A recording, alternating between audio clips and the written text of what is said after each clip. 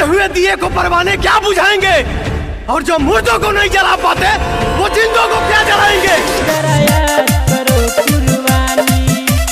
हिंदुस्तान जिंदाबाद, हिंदुस्तान जिंदाबाद, हिंदुस्तान जिंदाबाद। Present by New Dhum Official। ऐ मेरे वतन के लोगों जरा आँख में भर लो पानी। हिंदुस्तान जिंदाबाद। ऐ मेरे वतन के लोगों जरा आँख में भर लो पानी। जो शहीद हुए हैं उनकी जरा याद करो कुर्बानी। जो शहीद हुए हैं उनकी जरा याद करो कुर्बानी। हिंदुस्तान जिंदाबाद, हिंदुस्तान जिंदाबाद, हिंदुस्तान जिंदाबाद। मेरा हिंदुस्तान जिंदाबाद था, है और रहेगा। हिंदुस्तान जिंदाबाद, हिंदुस्तान जिंदाबाद।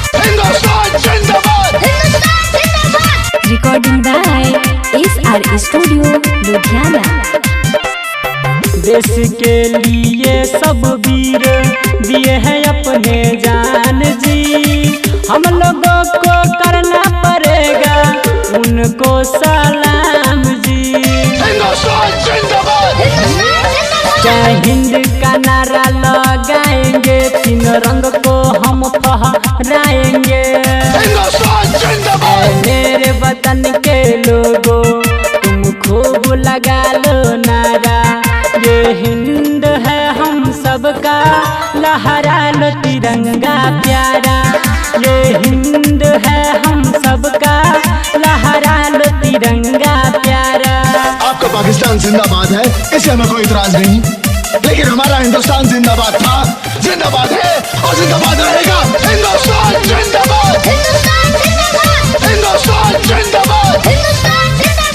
Present by New Dhum Official।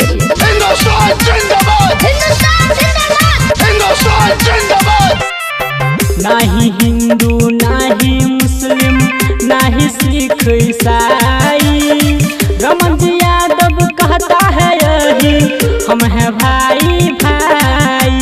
Hindustan जिंदाबाद, उनके वादों को हम निभाएंगे, कभी भी न सिर झुकाएंगे।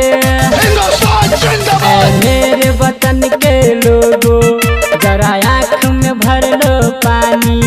जो शहीद हुए हैं उनकी जरा याद करो कुर्बानी। जो शहीद हुए